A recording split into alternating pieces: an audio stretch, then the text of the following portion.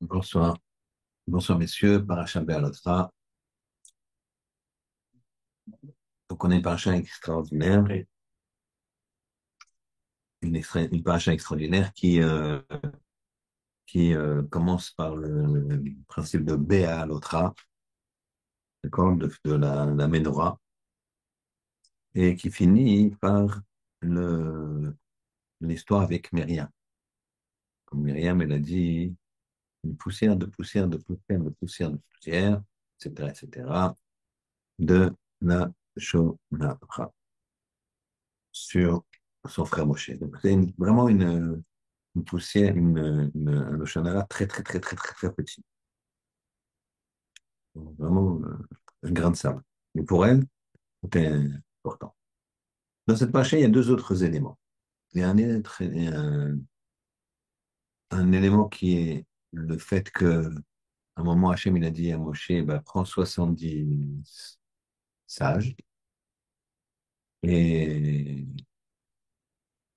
je vais enfin, je vais faire en sorte, on va voir exactement, je vais faire en sorte qu'ils vont avoir des Ruach HaKodesh aussi, comme toi, euh, qui pourront prophétiser. Un troisième élément. Quatrième élément, c'est dans le Shishi, nous avons deux psukim qui sont entourés d'un nun inversé, un nun à l'envers. Et les deux psukim, nous, chez les Ashkenazim, on le lit à chaque fois qu'on sort la Torah, Vaïm Bim Tzoar. C'était quand elle devait voyager l'arche.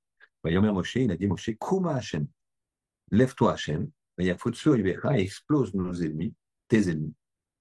Vayanusu Misanecha, qu'il s'enfuit ceux qui te détestent, Mipanecha, le devant toi. C'est le passouk. Le deuxième passouk, c'est Uvnocho Yomar, Shuva Hashem, Rivot Alfei Israël. Très bien. Donc, en fait, on a quatre éléments. Le premier élément, c'est donc la menorah, début de la paracha.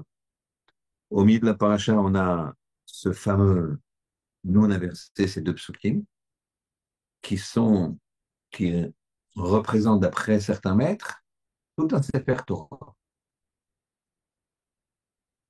C'est pour ça qu'on dit qu'il n'y a pas cinq Sfarim, il y en a sept. Bereshit, Shemot, Vayikra, Bamidbar, dans le Sefer Bamidbar, jusqu'à la moitié de la paracha Be'alotra, ça fait quatre. Ensuite, ces deux psukim qui sont entourés de deux nouns, ça fait cinq.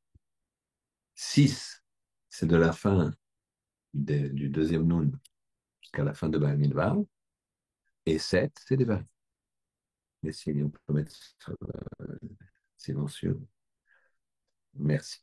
D'accord, ça marche? C'est bon? Très bien. Et ensuite, on a les 70 hommes. Et quand je vous il va dire à Moshe, ben, 70 hommes vont prophétiser comme toi, quasiment comme toi. Et l'histoire de Mérie.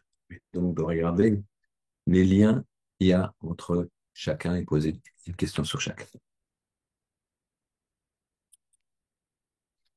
Au départ, quand je il dit à Moshe Béalotra, lever, tu feras lever la flamme, qu'elle monte d'elle-même, Rachid dit. Elle doit monter d'elle-même. Les commentateurs demandent qu'est-ce que ça veut dire qu'elle doit monter d'elle-même.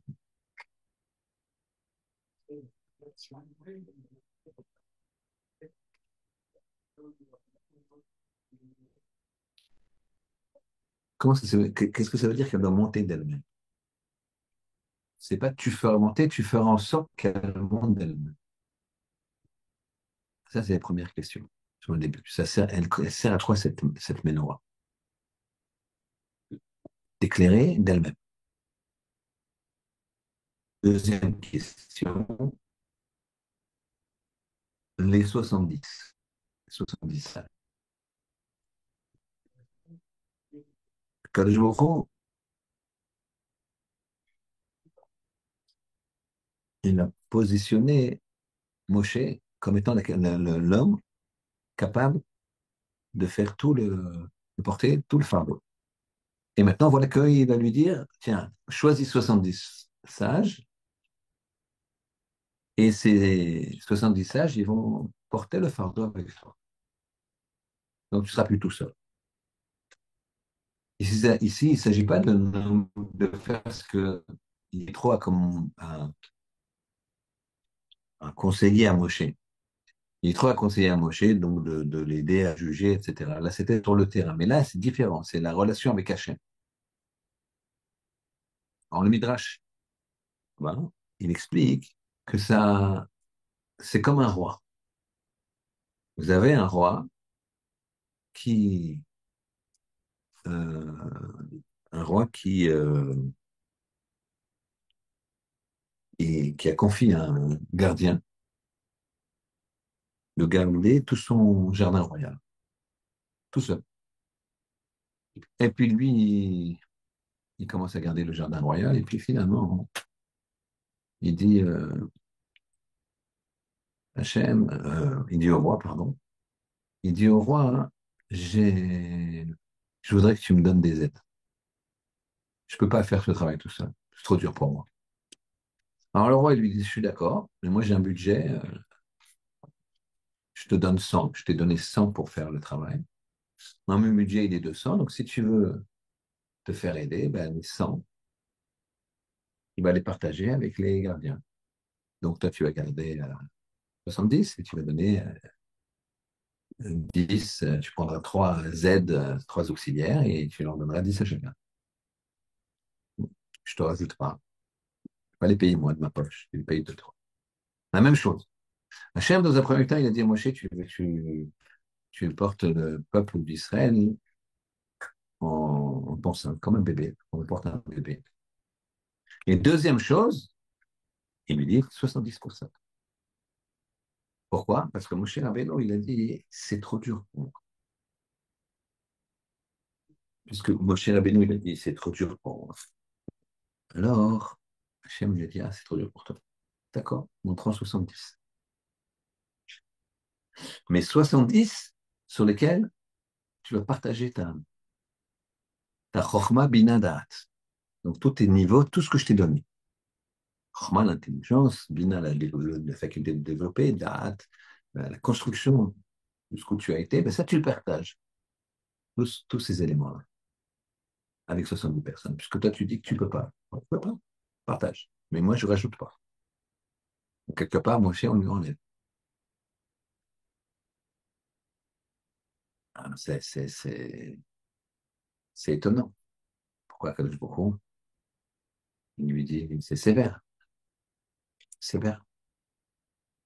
Et en plus, si Hachem, il lui a dit, porte le bébé en ton sein, tout seul, le peuple, pardon, comme un bébé, donc ça veut dire qu'il est capable. Très bien. Troisième question. Qu'est-ce qui se passe avec les, les deux psukim? Deux psukim qui font tout un. Qu'est-ce qu'ils sont ces deux psukim?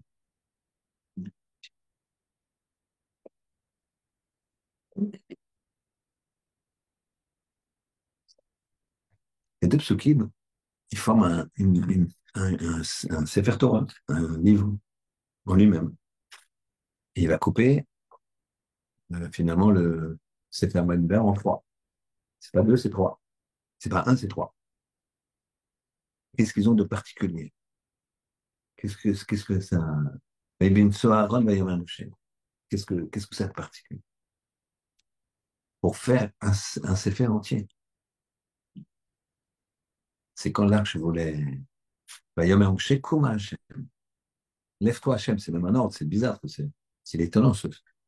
Moshe dit à Hachem, Kouma, lève-toi.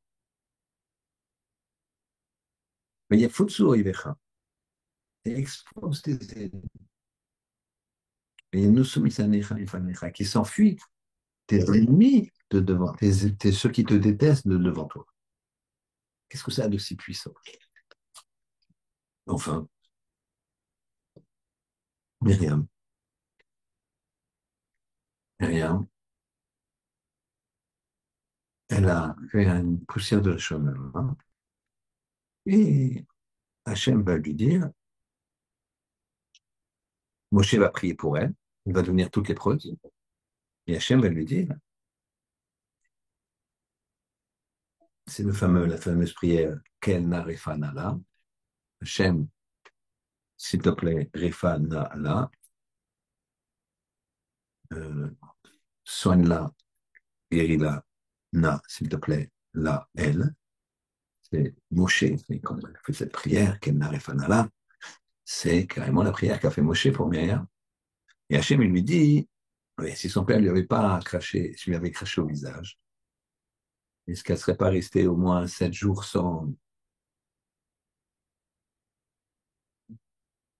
voir son père? C'est-à-dire que 7 jours combien de jours après, 7 jours à l'écart. Donc moi aussi, elle va être 7 jours à l'écart. Mais ça aurait dû être 14 jours. Puisqu'on, si son père lui crache au visage, alors elle a honte pendant 7 jours, on la met 7 jours à l'écart. Donc si c'est Hachem, ça devrait être 14 jours, le double. On voit que c'est que 7 jours. Et si on apprend un grand principe qui s'appelle Dayo, c'est-à-dire que quand on fait un calvachomer, un raisonnement a fortiori, il ne va pas dépasser la base.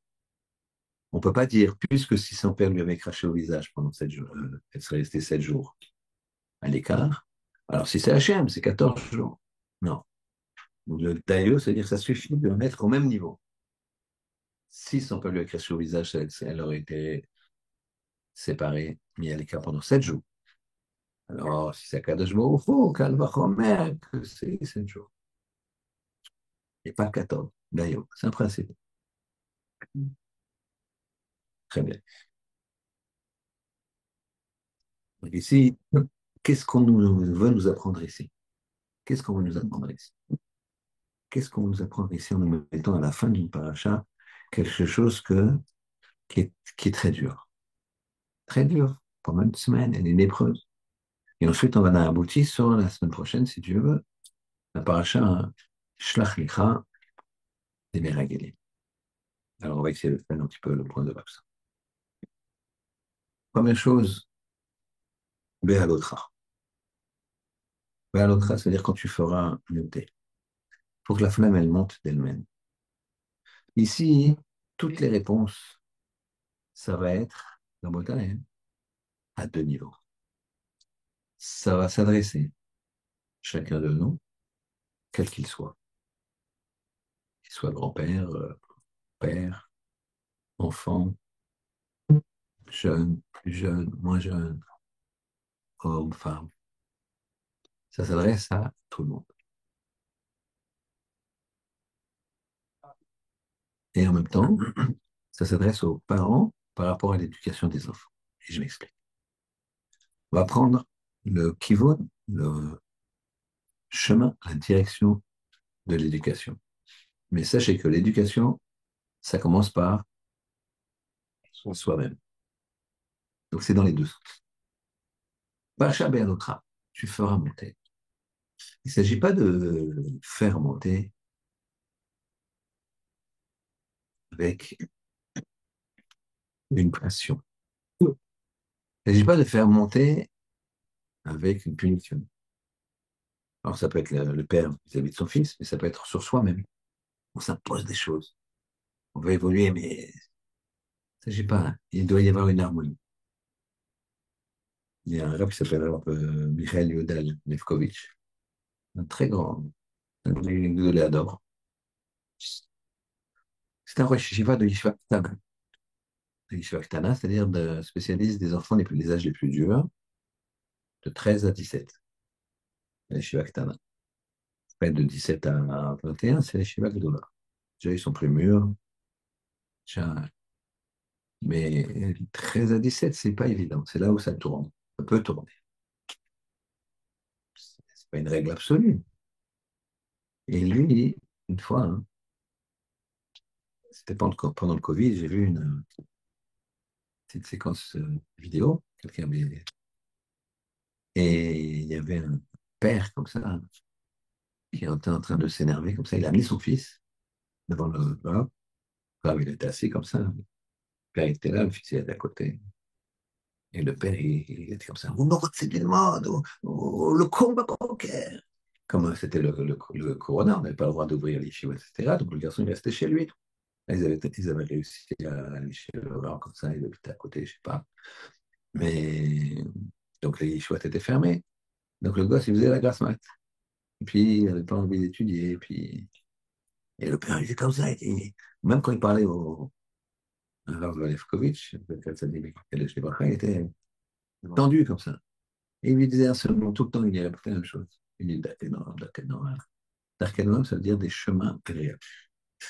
Darkenom. L'autre, il disait, ah ouais, voilà, Darkenom. Il n'arrêtait pas, il ne prenait pas. J'aurais dû ça, il était dit Darkenom.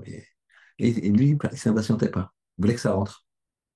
Darkenom, ça veut dire quoi? Ça veut dire que quand tu évolues, quand tu veux faire évoluer, il faut que ça soit quelque chose d'agréable.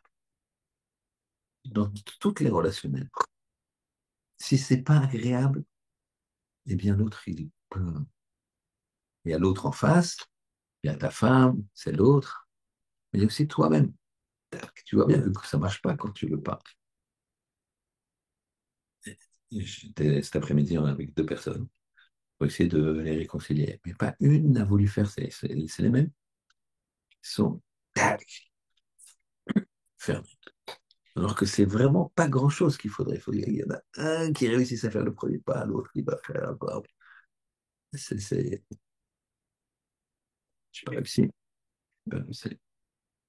Mais par contre, j'ai analysé le truc, et c'est sûr que je bouge pas. Alors, c'est de la gava, c'est de prétention, c'est tout ce que tu veux. Mais le problème, c'est que c'est sec. Et quand je vois, il dit à Moshe Rabbeinu de dire à Aaron, Aaron, il doit faire monter la flamme d'elle-même. C'est la flamme qui monte elle-même. Donc, fais en sorte qu'elle, dans le chinour des enfants, quand tu veux qu'un enfant il étudie, eh bien, tu dois lui faire aimer ça. Tu dois lui faire aimer. Une fois que quelqu'un il aime, demande à quelqu'un qui aime le football américain et qu'il y a la finale de je sais pas comment ça s'appelle, Cup, ça. Et c'est à 3 heures du matin parce qu'il y a l'escalade horaire. Mais lui, il va, ou il dort pas, ou il met le réveil à 2h30 et t'en fais pas, il va se réveiller d'un bond alors que le matin, pour aller à la prière, ou pour aller à l'école, ou pour aller machin, il n'y a pas un réveil, non, il n'arrive pas, etc. Pourquoi? Parce qu'il aime le football américain. Ou la même personne qui est de partir en vacances. Il a l'avion à 5 heures du matin, etc., etc. Pourquoi? Parce qu'il aime. Parce qu'il aime. Donc ici, c'est ce qu'il dit, Hachem, à Moshe. Dis à Aaron de faire les choses que ça monte d'elle-même. Que l'enfant, il aime que toi, quand tu veux progresser, tu dois aimer. Tu vas faire des efforts, certes, mais ça doit être agréable. C'est pour ça qu'on dit que dans le Limud Torah, par exemple, tu dois étudier ce que tu aimes. Tu dois aller avec, tu dois avoir un enseignant, un rave, un maître, un très beau tas, que c'est agréable. Je ne vois pas le temps passer. Si tu vas dans un chiot où tu regardes la montre tout le temps pour savoir à quelle heure ça finit, alors change de chiot, tu peux de travailler aussi, hein, ça peut être beaucoup de ta faute. Tu te concentres pas, tu penses à autre chose, c'est à toi de t'analyser, ça ne changera pas. Pas mettre la faute sur les autres systématiquement. Mais il faut étudier ce qu'on aime. Une fois que t'aimes, c'est parti. Ça, c'est Béalotra. Donc ça veut dire que toi, quand tu veux progresser, il faut que ce soit agréable. Même si tu dois mettre une pression, mais ça doit être quelque chose une sensation agréable. Et quand tu veux faire progresser l'autre, quand tu veux parler à l'autre, quand tu veux faire évoluer l'autre, il faut que ce soit agréable. Dans un couple, quand il y en a un qui est plus religieux que l'autre, si l'autre il pousse, non, il faut que ce soit agréable. Il faut que la femme, l'homme, que tu veux faire évoluer, ben, il aime ça. Donc il faut que ça soit quelque chose de doux, d'agréable. Et la difficulté, c'est de progresser, progresser, progresser, mais que ce soit agréable.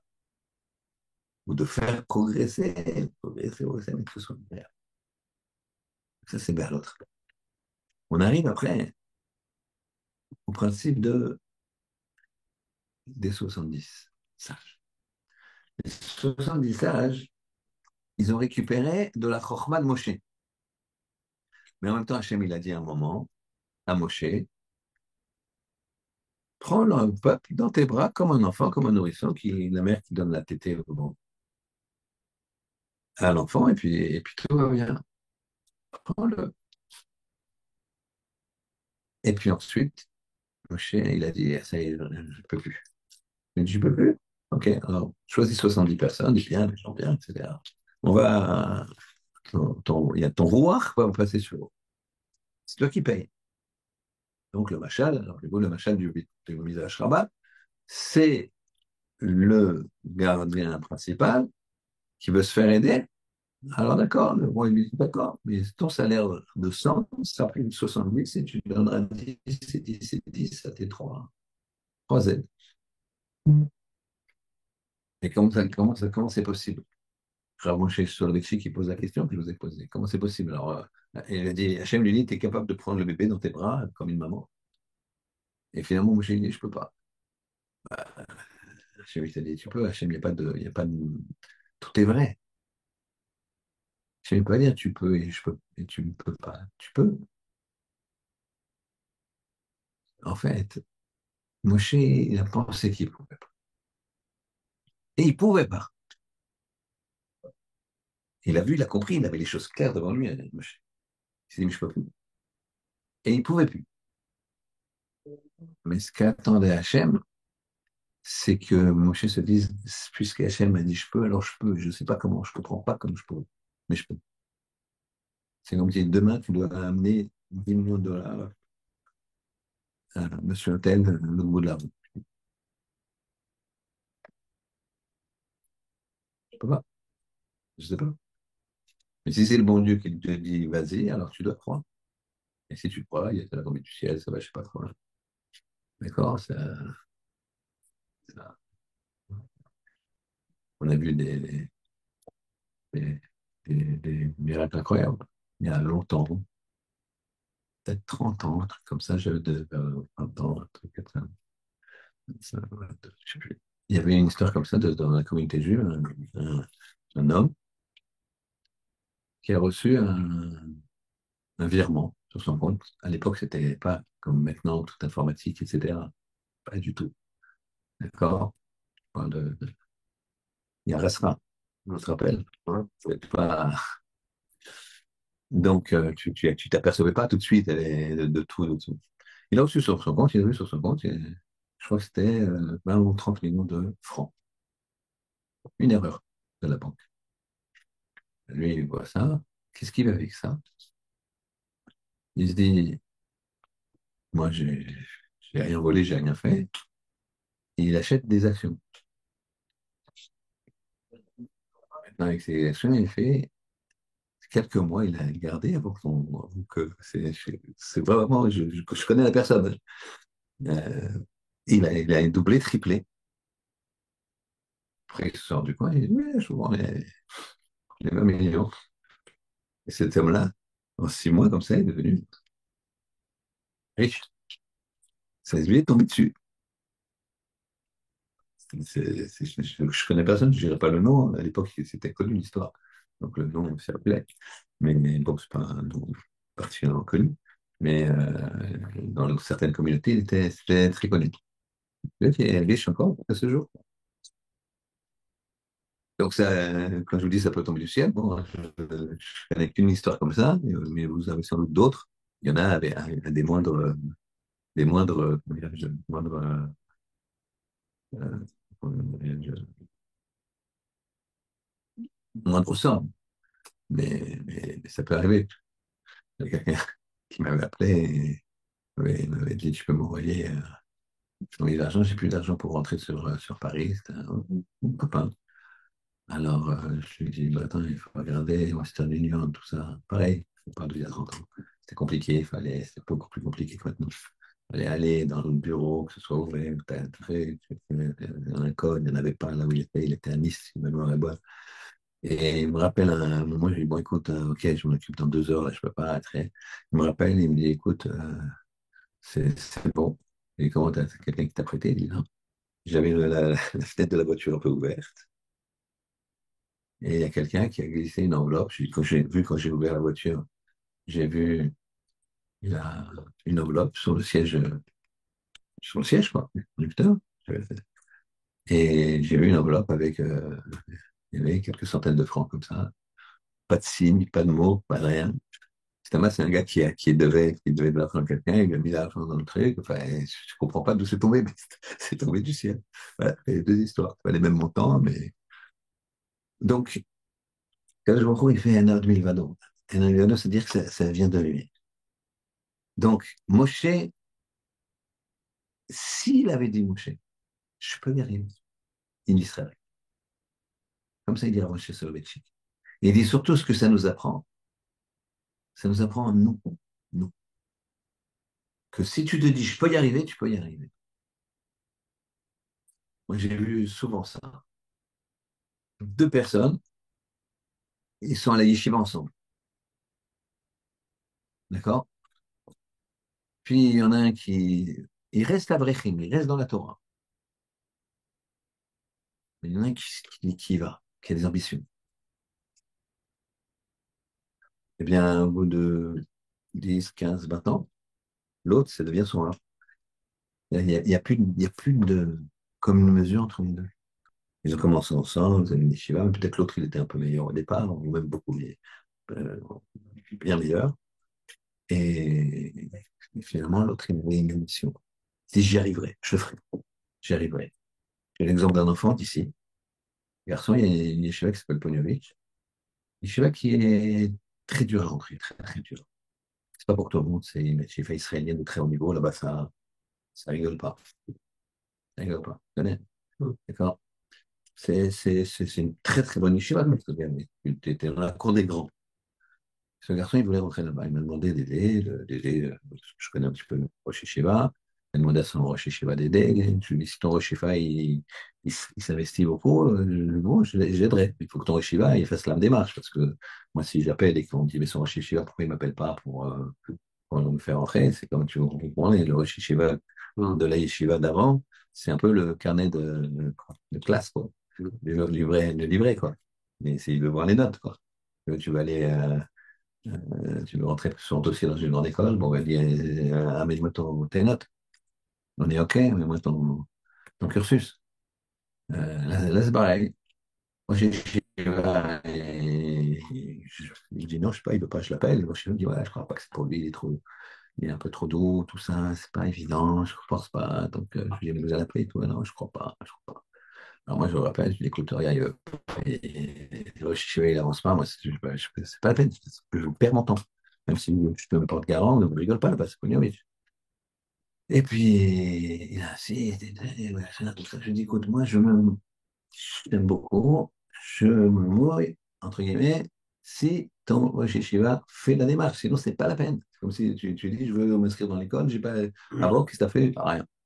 Mais t'as un but. Non, tu viens d'autre, quelle école? Ça, faites confiance. Et le gars était, monsieur, allez, prenez des médicaments, allez-y, soignez-vous, quoi. Et donc, je lui dis, donc voilà. Bon, j'ai pas de nouvelles. Et puis, au bout de 3, 4 mois, il m'appelle comme ça. Il me dit, bonjour, ça va? Je dis, ouais. Je suis allé chez Shiva. Je dis, top, je suis content, c'est normal. Qu'est-ce qu'il y a? Non, mais je suis allé à Podjovic. Comment Podjovic? Je dis, oui.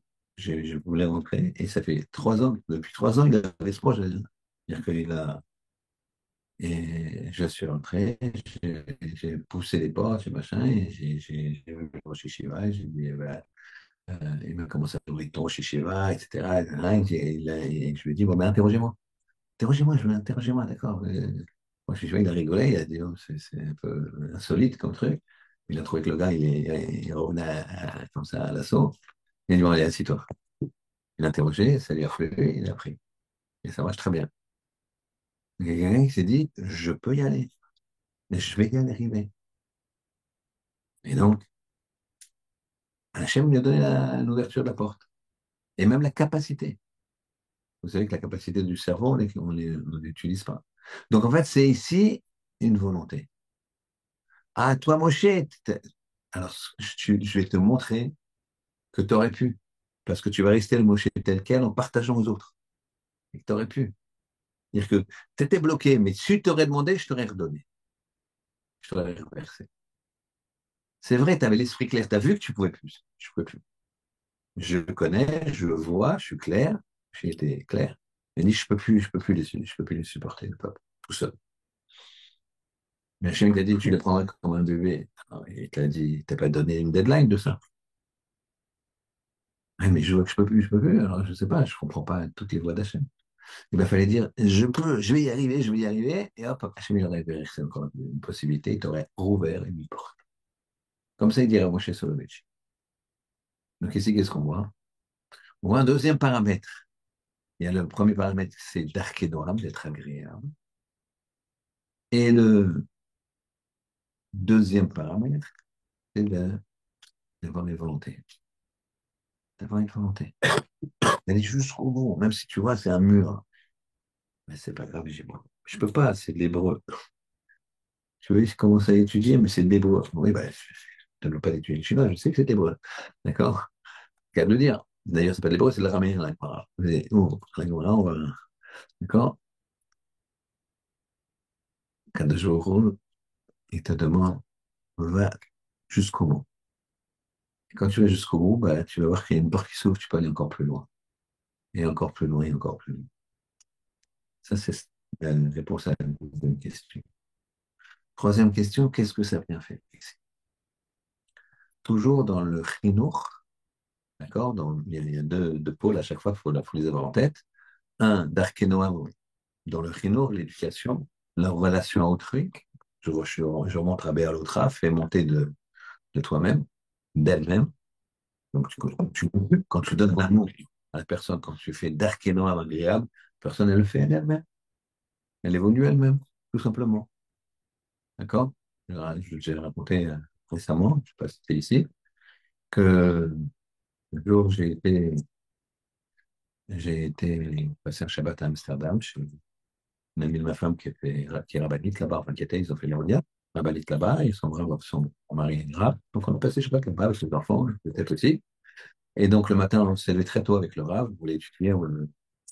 Et il y avait dans la rue, c'était des gens qui étaient pas riches, un Rav, c'est pas un métier pour un juif, d'accord?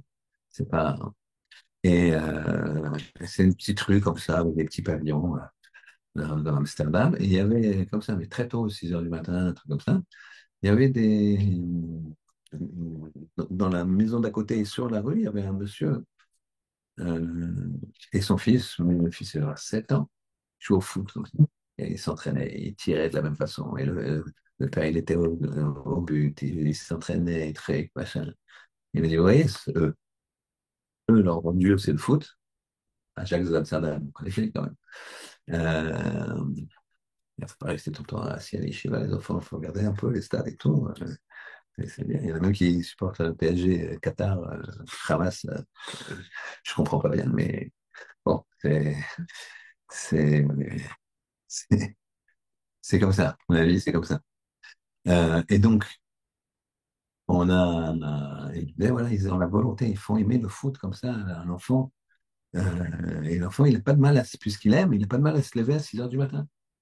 L'enfant, il se lève à 6 heures du matin pour taper dans un ballon. Il est content. Parce que le père lui a appris. Il a appris à aimer. Donc, bon, ils font du foot, nous, on fait la Torah. Chacun son job, quoi. Enfin, ils ont des jobs et dans la tête. Mais bon, Donc ici, c'est Darkenoam, vis-à-vis de l'autre, vis-à-vis de soi. Ensuite, on a quoi? Aller jusqu'au bout, mettre une pression, mais toujours Darkenoam, vis-à-vis de l'autre, vis-à-vis de soi. Troisième question, troisième élément, c'était ces fameux psukim, deux psukim qui font que la paracha Bereshit, eh ben, Bamidbar, elle est en trois. Il y a trois livres Bamidbar. Bamidbar 1, 2 et 3. J'ai expliqué ça avec les deux noms inversés. Qu'est-ce qu'il y a? Eh bien, la, la, la phrase essentielle ici, c'est quoi? C'est, je dirais que Moshe, il encourage Hachem. Il demande à Hachem. Il lui dit, Kouma Hachem, lève-toi Hachem. Il l'encourage. Mais il y a Futsu Evecha. Et explose tes ennemis. Viyanusu Misanecha. Et que s'enfuit devant toi, Misanecha, t'es ceux qui te détestent. C'est-à-dire qu'au moment où nous, on a un problème avec le Yetzer Hara. Maintenant qu'on a des objectifs, qu'on le fait de façon d'Arkenoam, eh bien, on a un problème avec le Yetzer Hara. Le Yetzer Hara, c'est ça notre ennemi. Ça, c'est notre ennemi. Donc, l'étincelle divine qu'on a en nous, il faut lui dire, lève-toi, vas-y, pousse-le. Et qui s'enfuit. Pousse ce Yetzer Hara. Pousse ce qui t'empêche de briller. Pareil pour l'enfant. Enlève de l'enfant les possibilités de fauter. Ne l'avez pas avec un iPad ou un iPhone à l'âge de 2 ans et demi, 3 ans. Il y a une dame qui m'a dit, bah, j'ai un problème. J'avais fait la maîtrise, une fille, je crois que c'était une fille. Je dis quoi, elle lâche pas l'iPad, elle tient comme ça, l'iPad, etc. Elle lâche pas. Je dis, bon, faut discuter avec elle, faut discuter, ouais, mais elle a 3 ans. Et je lui ai dit, qu'est-ce que ça va être quand elle aura 16, quand elle aura 8, quand elle aura 12, quand elle fera la crise de l'adolescence. Et tu lui as mis dans les mains. Donc, puis ça, il faut que ça parte, ça. Élève ton étincelle, réveille-toi tout seul. Comment? Et explose tes ennemis. L'ennemi, il est à l'intérieur, pas à l'extérieur. Même dans le combat, même dans tout. Le peuple juif, c'est un bon sang. Les ennemis les plus dangereux ils sont à l'intérieur. Il faut les tuer, les flinguer. Au contraire, il faut d'Arkanoam, essayer. Faut avoir de la peine. Et moi, dans Yibamot, elle dit que Kadosh Baruch Hu, il déteste qu'on dise du mal de son peuple. Il déteste. Ah, pourtant, t'as envie de le dire, quoi, les gauchistes israéliens, ça, on se retient, quoi. Mais les pauvres ne comprennent pas. Ils comprennent pas. Bon, je fais pas de politique, on peut dire, je sais pas, tu as vu ce qui s'est passé le 7 octobre, ce qu'ils ont fait de leurs amis gauchistes, ce qu'ils sont devenus. Quand tu comprends quand même que c'est pas le. Et si c'était un groupe de 20 personnes, un truc, je sais pas, compliqué. Donc, mais là, là, tu comprends pas, tu remets ça. Mais je ne veux pas qu'on dise du mal. Pas qu'on dise du mal. On sent qu'ils se rebellent contre les gens de nos là. C'est le religieux, c'est le truc, c'est le barbu, c'est le machin. Ça, tu représentes quoi? Mais il ne veut pas qu'on. Faut prier pour nous. Faut prier pour qu'il fasse tes choix.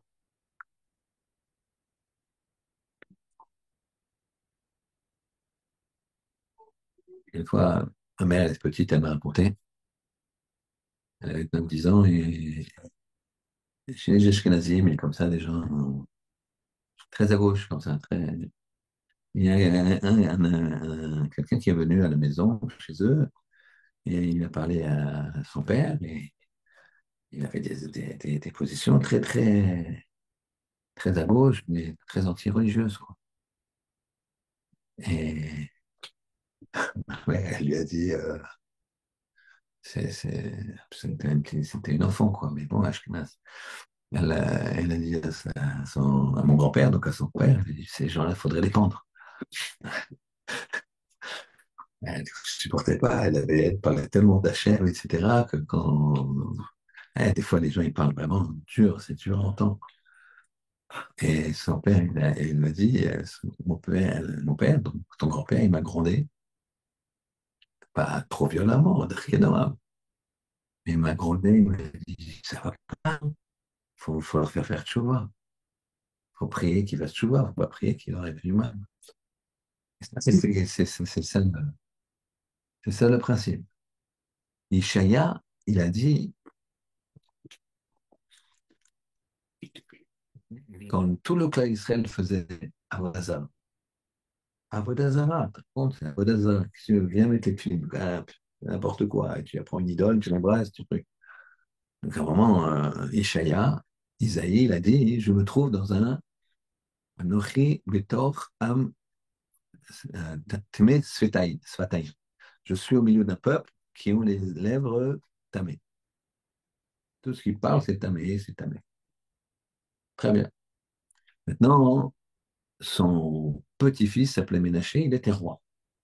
Il était donc idolâtre. Et donc, il recherchait Ishaïa, son grand-père, pour le tuer. Et ils l'ont attrapé.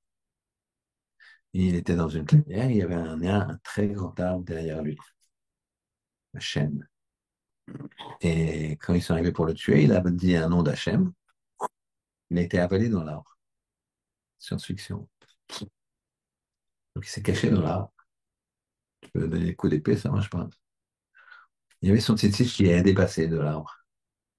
Alors, Ménaché, il a dit à ses hommes, allez chercher des scies. On va le scier. Donc, comme ils avaient les trucs de tzitzit, Ménaché, il s'est dit, on va commencer par les pieds, on va le faire souffrir. Donc, il commence à scier l'arbre. Au niveau des pieds, ça correspond, les titites sont là et il n'y a pas de sang qui coule, il n'y a rien. Continue, continue. Il dit, c'est le cœur, là, on est en train de couper en deux. Voilà. C'est rien. Il sent que ça, il vit toujours. Quand il arrive là,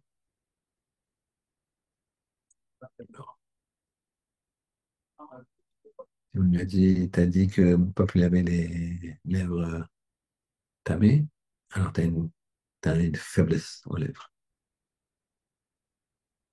Même Yeshaya, très grand, il a vu Hachem, il a vu le Kisser, il a vu Hachem, il a vu le Shah Merkava, très très grand. C'était le seul qui lui défendait Hachem. J'ai pas de mal de mon peuple. Mais ils sont idolâtres. Et il a dit, il s'est mis dedans, lui.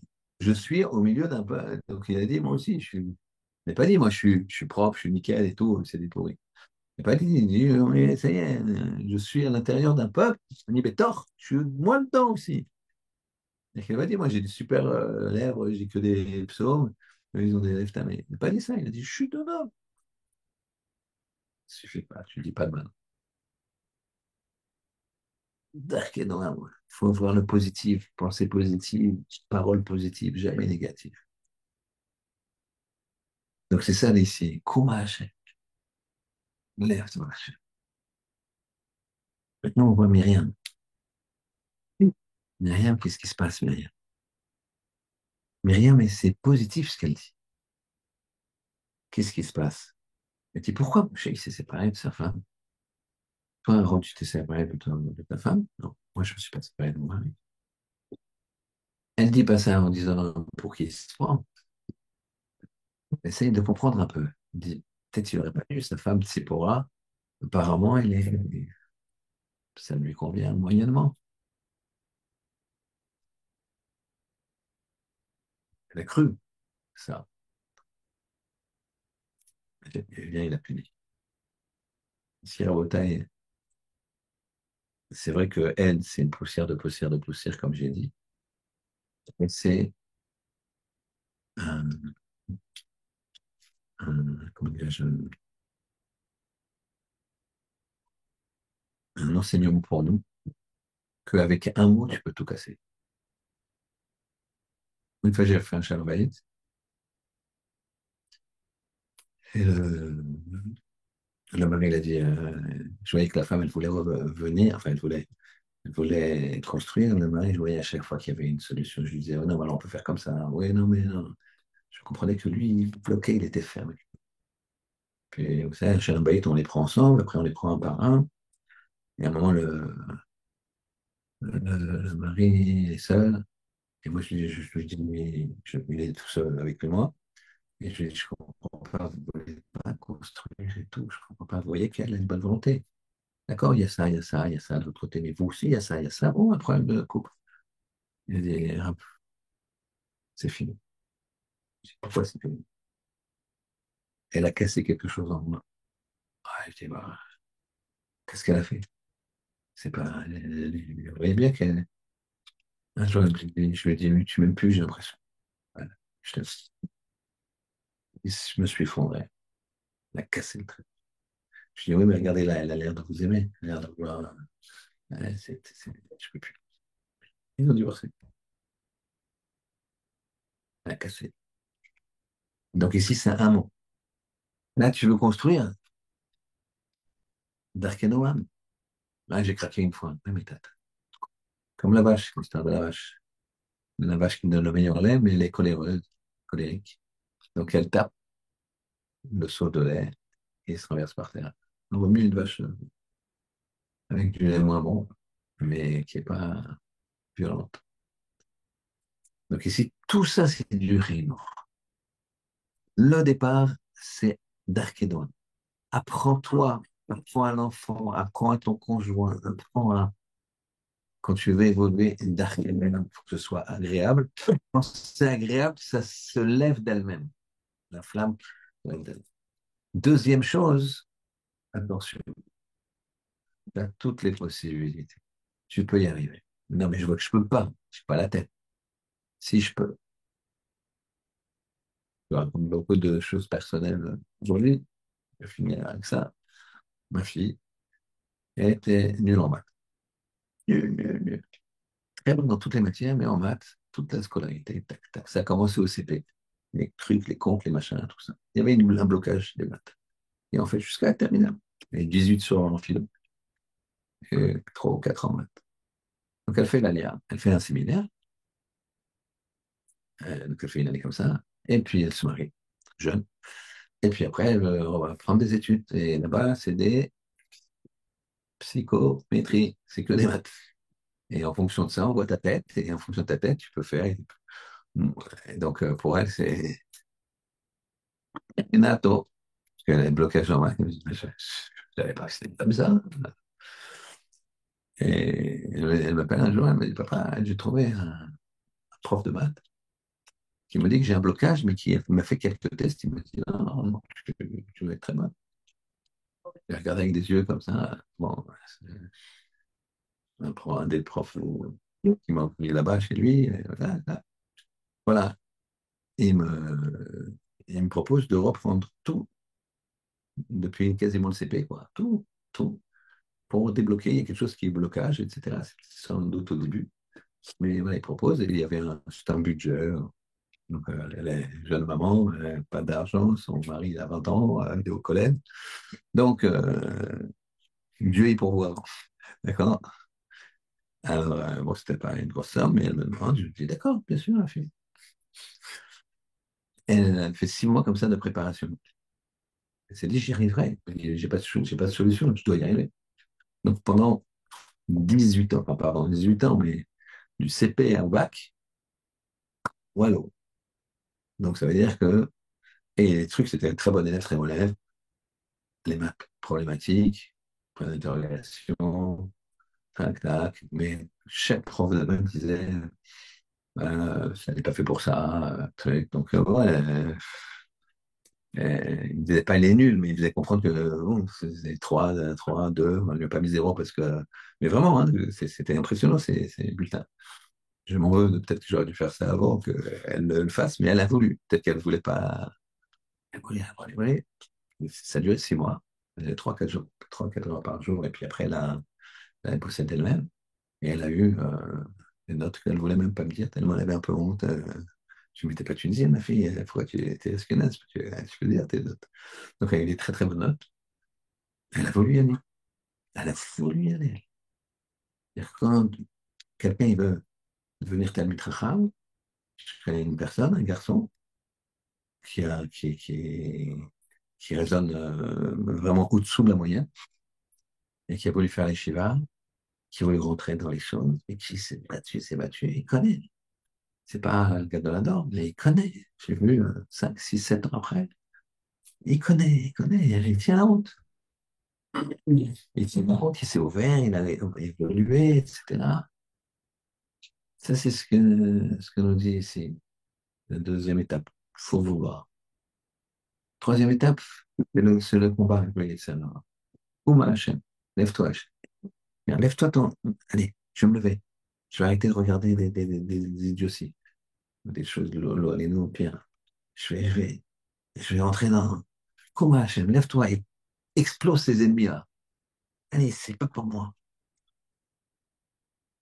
C'est-à-dire que je me prends en main. Et le troisième, je fais très attention. Je, presque, l'erreur est toujours humaine. Faire attention au moindre mot. Rien elle m'a dit une poussière, poussière, poussière, poussière. Elle m'a dit rien. Et il y a eu 7 jours. Et non, il ne bloque pas. Un mot, il peut construire. Il avait dit une fois, euh, il y a un site, comment il s'appelle? Ils mettent des phrases, ils mettent je vais donner je crois que c'est le Razonich qui dit ça. Une pierre, c'est comme un mot. Non, un mot, c'est comme une pierre. Ou ça construit, ou ça détruit. Pour une pierre, tu l'envoies. Par contre, tu l'as mis sur un, un édifice, alors ça construit. Donc, à Bretagne, j'espère que quelques mots que j'ai dit, ça va construire. En tout cas, moi, je vais essayer de m'en imprégner, qu'à lui fasse qu'on puisse toujours être dark et noir, de façon agréable, de façon positive, qu'on s'investisse, qu'on se dise, je peux y arriver, qu'on prie que la chaîne il se lève et nous pulvérise ce Yetzirah et qu'on puisse avoir la force et qu'on fasse attention à chaque mot, que ce soit une pierre, mais pas pour abîmer une pierre de construction. Shabbat shalom.